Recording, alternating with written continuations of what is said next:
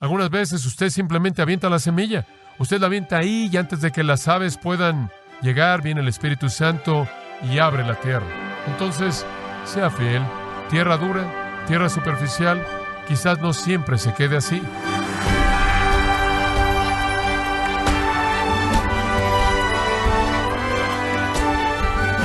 Sea usted bienvenido a esta edición de Gracia a Vosotros con el pastor John MacArthur. Desde el año 1943, millones de personas se llevan a cabo examen Myers-Briggs, que determina qué tipo de personalidad mejor los describe. Pero más importante que saber esto es conocer quién es usted espiritualmente. ¿Sabía que la Biblia dice que hay 4 tipos de diferentes personas? ¿Cuál le describe a usted? Considere hoy, conforme John MacArthur analiza las 4 respuestas al Evangelio expuestas en Mateo capítulo 13, nos encontramos en la serie Las Parábolas del Reino, aquí en Gracia a Vosotros. Al ver Mateo 13, comenzamos en una mirada en profundidad a las parábolas de este capítulo maravilloso. Las parábolas de Mateo 13 son dadas por nuestro Señor para describir la naturaleza del reino entre su rechazo y su regreso, y describen la época de la iglesia como la conocemos.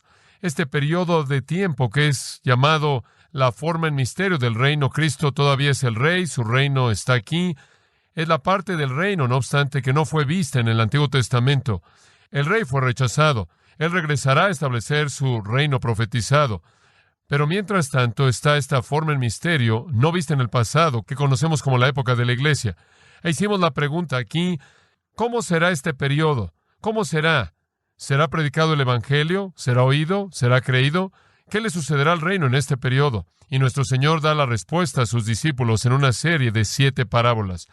Queremos ver la primera parábola. Comienza en el versículo 3. Y les habló muchas cosas por parábolas, diciendo, he aquí el sembrador salió a sembrar. Lo que es sorprendente es que con toda la riqueza, con todo el amplio rango de ramificaciones de lo que es dicho por nuestro Señor, es sorprendente ver cómo cada parábola es presentada de una manera tan simple. Cómo el Señor tiene esa capacidad sobrenatural de quitar todas las palabras innecesarias para concentrarse en los términos mínimos, sin embargo expresar una profundidad increíble. Ahora, la afirmación al principio, ahí en el versículo 3, he aquí, el sembrador salió a sembrar. Abre nuestro entendimiento de esta parábola en particular. Jesús está en territorio familiar, conforme él habla acerca de esto, porque había mucha vida agricultural en esa parte del mundo. Todo el mundo entendía el sembrar la semilla. Todo el mundo entendía lo que se involucraba en eso. Pudo haber sido que Jesús, conforme estaba ahí en la costa, en el mar de Galilea, en un barco sentado ahí enseñándole a la multitud que estaba congregada allí en la costa, podían haber visto a la distancia y ver que esto se llevaba a cabo. Podrían haber visto a un hombre que subía y bajaba aventando la semilla, y ellos llevaban ahí en el hombro una bolsa, y la bolsa estaba llena de semillas y tenía una apertura. Y ya estaba preparada la tierra, y el hombre metía la mano y sacaba la semilla y con su mano la aventaba. Y él esparcía la semilla por donde iba caminando, y él lo hacía en pasos ordenados, en una línea derecha. Y cuando llegaba al final de la línea, él comenzaba y daba la vuelta e iba en una línea recta y nunca fallaba en dar un paso y continuaba aventando la semilla. Y así era como el campo era sembrado al aventar la semilla usando el método de transmisión, de donde obtenemos la palabra transmisión en español en la radio. Y él avienta esa semilla. Jesús indica aquí que hay 4 tipos de tierra sobre la cual esa semilla caerá. Veámosla. Primero está lo que él llama la semilla que está al lado del camino en el versículo 4. Y mientras sembraba, parte de la semilla cayó junto al camino, y vinieron las aves y la comieron. Ahora en Palestina, la cual estaba literalmente llena de campos, los campos normalmente eran campos largos y estrechos, y los hombres podían cultivar esos campos. Los campos estaban separados de otros campos y otros campos por caminos. Los caminos eran de 1 metro, 1.5 metros de ancho, eran caminos estrechos. Y esos caminos eran usados por el granjero para poder entrar en medio de los campos, para poder llegar al campo que él quería llegar. También eran usados por los viajeros que iban de una parte del país a la otra. Inclusive encontramos en Mateo capítulo 12 que el Señor Jesucristo y sus discípulos estaban caminando en medio de los campos de grano. Y sin duda alguna estaban caminando por esos pequeños caminos que eran usados para ese propósito. No habían rejas que rodeaban los campos, no habían muros que rodeaban los campos, simplemente estos caminos estrechos para los viajeros y para que el granjero pudiera llegar a su área. Y sin duda alguna esto es lo que el Señor tiene en mente cuando Él habla acerca de la semilla que cayó junto al camino. La tierra sería comprimida, no cultivada, nunca era aflojada, y eso mediante las pisadas continuas, y debido a la sequedad de esa parte del mundo, era compactada al punto en el que era como un camino, era tan duro como el pavimento. Y cuando venía el granjero y aventaba la semilla, e iba más allá del campo y llegaba a caer en esa superficie dura, no podía penetrar el suelo. Y estaba ahí, se quedaba ahí en la parte de arriba, y las aves, sin duda alguna, estaban revoloteando por ahí hasta que el granjero le daba la espalda a esa parte del campo. Y conforme él comenzaba a dirigirse al siguiente campo, las aves bajaban y aterrizaban sobre la superficie dura y se comían la semilla. Y lo que no comían, Lucas dice, era pisada por los pies de los hombres que estaban pasando ahí en medio de los campos. Esa es la que estaba junto al camino. Las aves y los hombres quitaban la semilla que no podía penetrar la tierra. Después llega usted a la tierra de pedregales, en el versículo 5. Parte, y esto sería muy cierto, debido al método de sembrar la semilla, conforme la iban aventando y caía en diferentes lugares, y esta caía en pedregales, donde no había mucha tierra, y brotó pronto, porque no tenía profundidad de tierra. Pero salido el sol se quemó, y porque no tenía raíz se secó, y Lucas añade, no tenían humedad. No había raíz para capturar la humedad. Ahora, ¿qué es esto? Bueno, no está hablando de tierra con rocas en ella, porque cualquier granjero que cultivaba un campo se aseguraba de que todas las rocas fueran quitadas. Pero básicamente Israel, en términos de su tierra, tiene plataformas de roca en muchos lugares. Esta plataforma de roca aparece y está muy cerca de la tierra, de tal manera que está centímetros abajo de la tierra, y abajo de la tierra había roca sólida, una plataforma de roca. Y cuando cultivaban el campo, quizás usted no veía eso, quizás no podía en el proceso de cultivo romper esa plataforma de roca. Y entonces, exactamente abajo de la tierra, está esta plataforma de roca, y conforme la semilla cae y comienza a germinar y trata de echar sus raíces, le pegan a la plataforma de roca. No tiene ningún lugar a donde ir. Toda la humedad y todo el sol está ahí y genera la vida, de tal manera que germinan probablemente más alto que el resto del grano y las otras semillas que están cayendo en ambos lados y usando su energía para ir en ambas direcciones. Esta florece inmediatamente, pero cuando el sol sale, se muere, porque sus raíces no son lo suficientemente fuertes como para mantener la humedad o para encontrar humedad. Y la plataforma de roca las estorba y muere en el calor del verano. Ahora el versículo 7 nos presenta la tierra con arbustos. Hay arbustos en esta tierra, y parte cayó entre espinos o arbustos, y los espinos crecieron y la ahogaron. Se ve bien y se ve lista, y la semilla cae ahí en esa área y comienza a germinar, pero también hay raíces fibrosas de arbustos y tienden a ahogar esa vida. Como puede ver, los arbustos son naturales en esa tierra, pertenecen a esa tierra, encajan en esa tierra, están en casa en esa tierra. La siembra del grano es un elemento que no es parte de esa tierra, no es natural, tiene que ser cultivada de manera cuidadosa.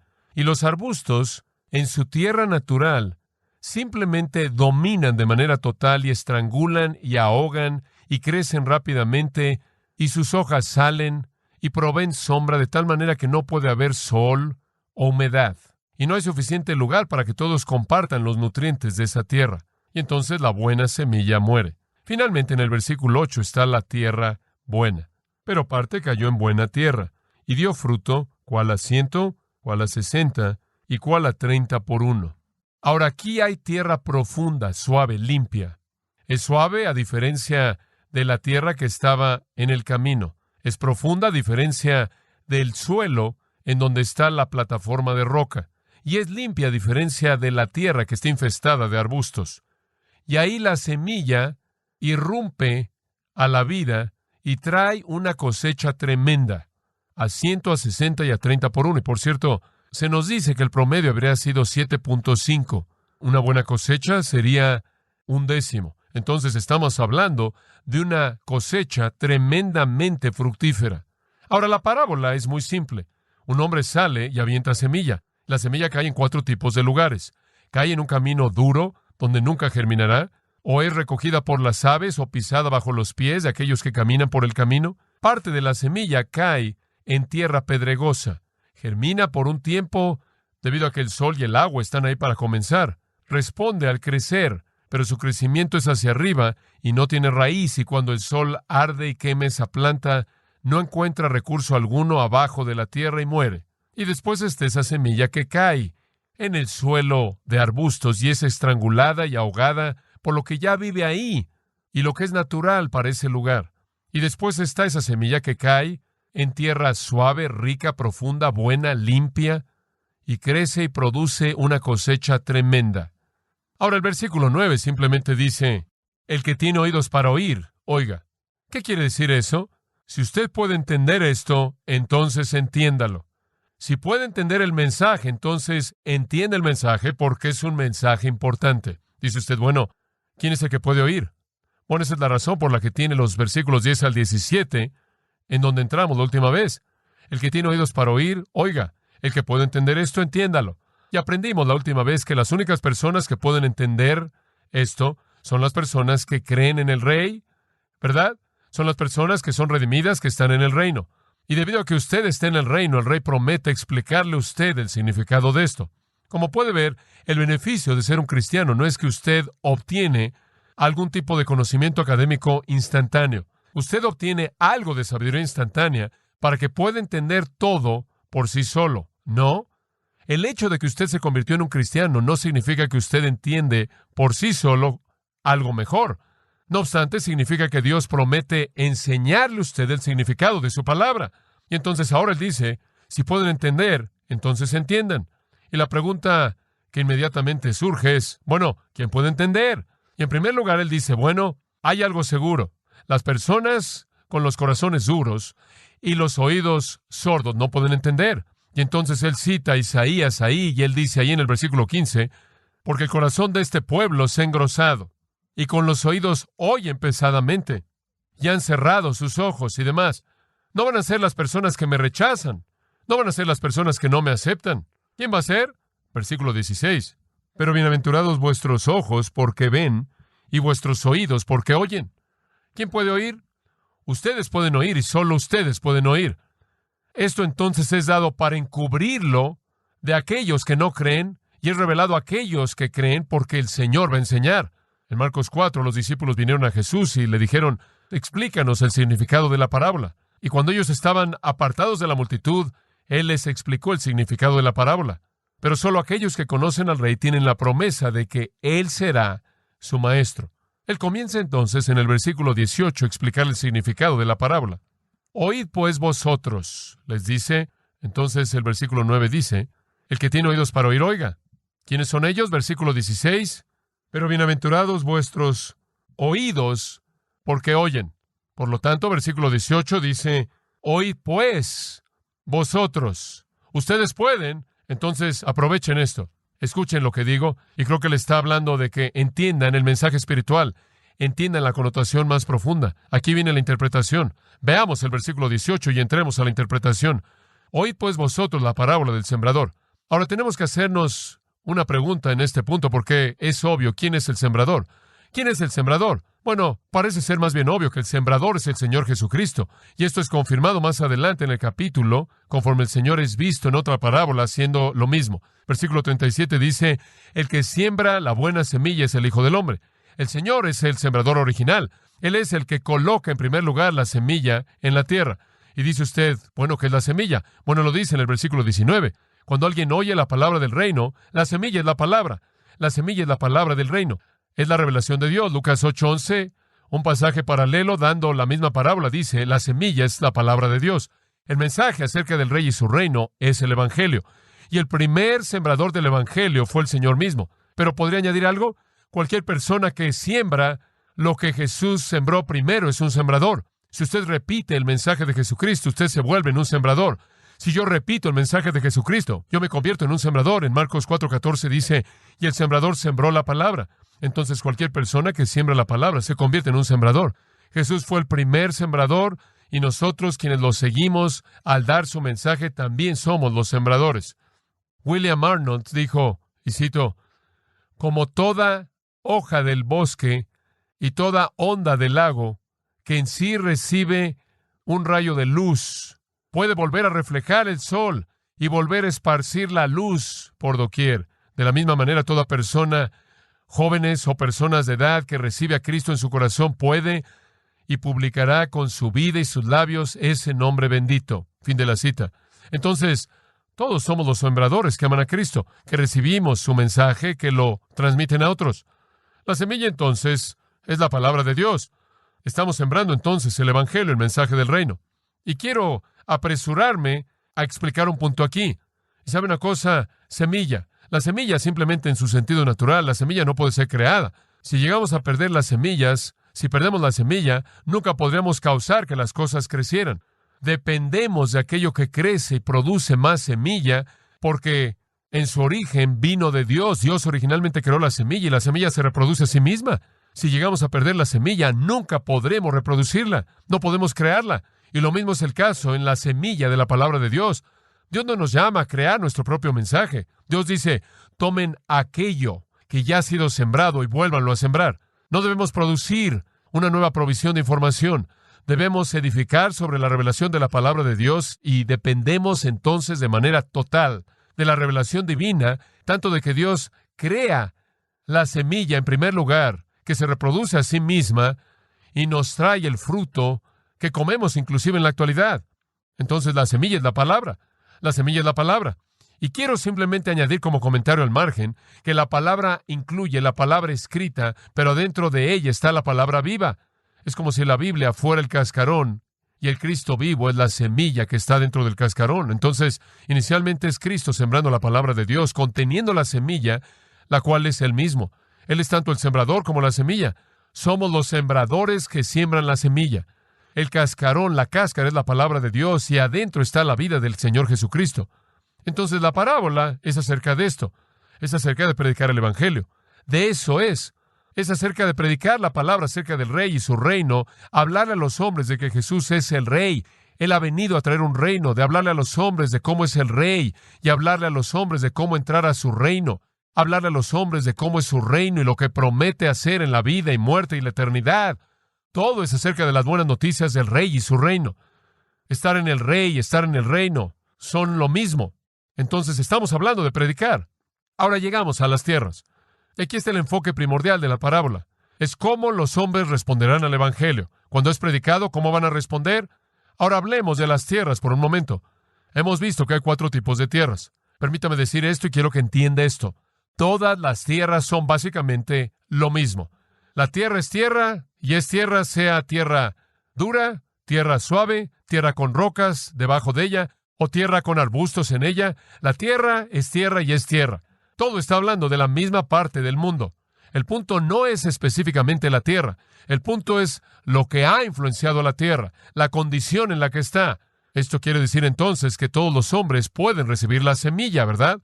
Toda la tierra podría recibir la semilla si fuera abierta, si fuera limpiada de arbustos. El punto entonces es esto. Aquí viene la clave de la parábola. El resultado de oír el Evangelio en la vida de un individuo depende de la condición del corazón de esa persona. ¿Escuchó eso?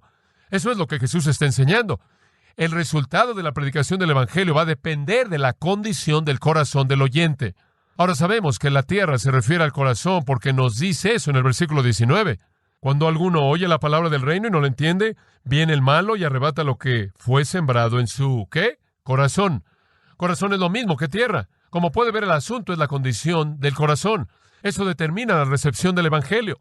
Y Jesús está diciéndole a estos discípulos que en este punto están diciendo, Señor, ¿qué va a pasar? Ha sido blasfemado, ha sido rechazado. El reino no puede venir. Todo está perdido. ¿Qué va a pasar ahora? Él dice, les voy a decir lo que va a pasar. Ustedes van a salir así como yo salí, y ustedes van a sembrar la semilla, la cual es la palabra de Dios, y van a predicar el mismo mensaje acerca del mismo rey y el mismo reino. Pero Señor, ¿qué va a pasar? O muchas cosas van a pasar, pero va a depender de la condición del corazón del oyente. Y creo que el punto básico de la parábola, y escuche esto, es alentar a los apóstoles que va a haber tierra que cae al lado del campo. Tiene que saber eso, de lo contrario se va a desilusionar mucho. Y va a haber también suelo con piedras, y va a haber suelo con arbustos, pero también va a haber suelo bueno, tierra buena, que va a dar fruto a 30, 60 y a 100 por uno. Es una parábola alentadora. Es una parábola para ayudarles a ver el ministerio con emoción, con expectativas de que Dios va a producir resultados. Ahora, la marca de la salvación en las tierras es fruto, y solo una de 4 lo demuestra. Y ese es un punto muy importante. La salvación es manifestada por el fruto, no por los arbustos, no por las hojas, sino por el fruto. Y si usted no entiende eso, usted se va a confundir en la parábola. Entonces usted va a conocer a 4 tipos de oyentes, 4 tipos de personas que responden al Evangelio, y son característicos de nuestro día. Entonces, estas son las cosas que realmente vamos a poder identificar. Número 1, vamos a llamar el oyente que no responde. El oyente del camino, versículo 19. Cuando alguno oye la palabra del reino y no la entiende, viene el malo y arrebata lo que fue sembrado en su corazón. Este es el que fue sembrado junto al camino. La semilla cayó en superficie dura, no pudo penetrar la superficie dura. Las aves revolotearon por ahí, esperaron hasta que el hombre se fuera, descendieron y llegaron a la superficie y se comieron la semilla. Y el resto, dice Lucas, fue pisada. Ahora, ¿qué es esto? Este es el hombre que es duro de corazón. Muy simple. Este es el hombre en el Antiguo Testamento que es llamado duro de cerviz. Este es el hombre que no responde, no pone atención, no le preocupa, es indiferente, es descuidado, no quiere tener nada que ver con ello. Simplemente le llega ahí y rebota. Y Satanás es visto como las aves, el maligno que viene y arrebata la semilla, de tal manera que aún como dijo el Señor antes en el capítulo, aquello que él tiene es perdido, porque no responde a ello. Este es descuido autodestructivo. En otras palabras, esta es una condición del corazón humano que ha sido tan golpeado y golpeado y golpeado por las pisadas de las multitudes mezcladas de pecados que pasan por la vida, que simplemente no hay sensibilidad en absoluto. Este es el corazón que no conoce el arrepentimiento, no conoce la tristeza por el pecado, no conoce la culpabilidad, no conoce la preocupación por cosas que realmente importan. Simplemente se permite a sí mismo ser pisado y pisado y pisado con la multitud mezclada, ser pisada por los pies que marcan los pecados de la vida día tras día, día tras día, día tras día. Nunca ha sido quebrantado, nunca ha sido suavizado por la convicción.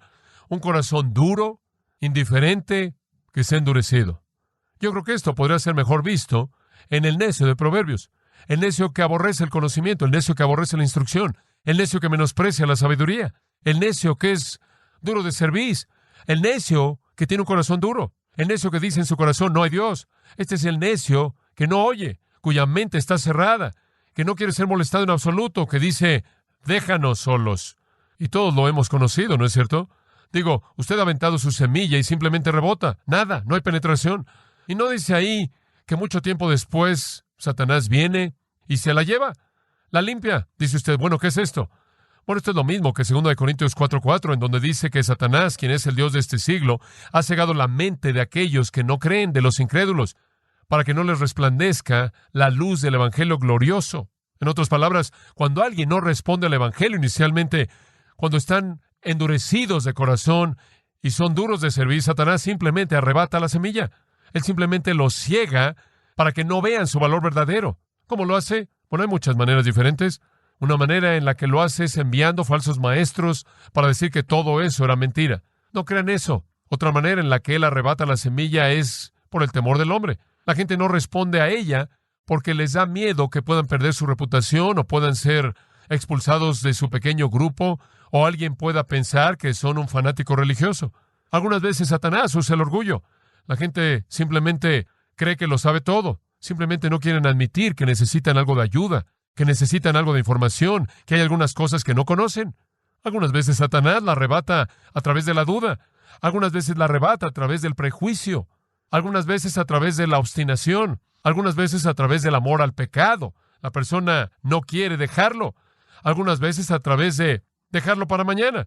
Pero de una u otra manera, o en una combinación de maneras, cuando llega a este suelo duro, Satanás la arrebata y la persona olvida fácilmente que llegó a su vida, que llegó a su corazón.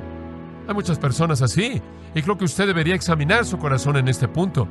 ¿Es usted ese camino seco, duro, que está al lado del campo?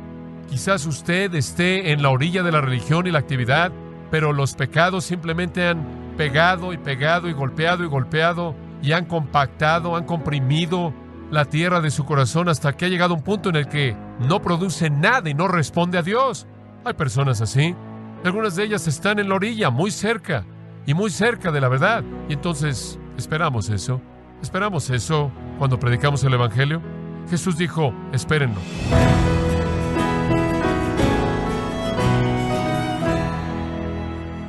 John MacArthur nos recordó que la habilidad de comprender la verdad espiritual es un don de Dios, soberanamente dado a los elegidos, y quienes son reprobados no gozan de este privilegio.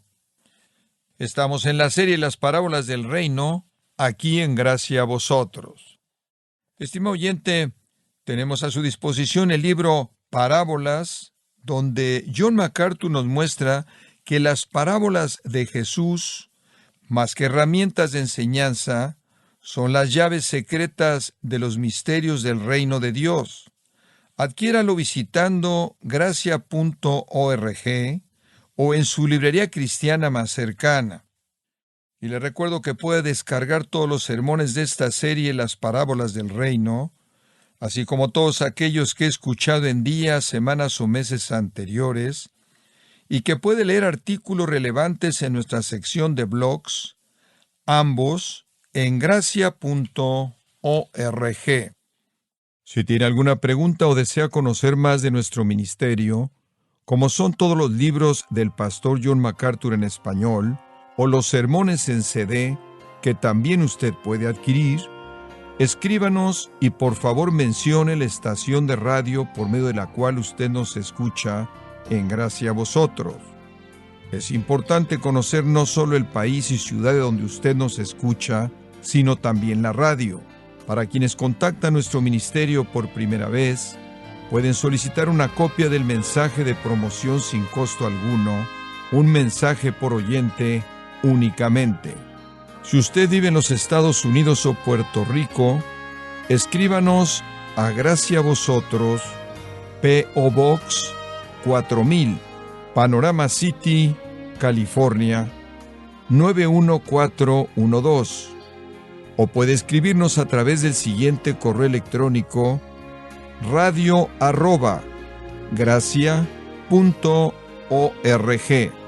Bueno, en nombre de John MacArthur y el personal de este organismo, queremos darle las gracias por su tiempo y sintonía, y queremos pedirle que no deje de orar por este ministerio, como también por la estación de radio por la cual usted nos escucha de lunes a viernes.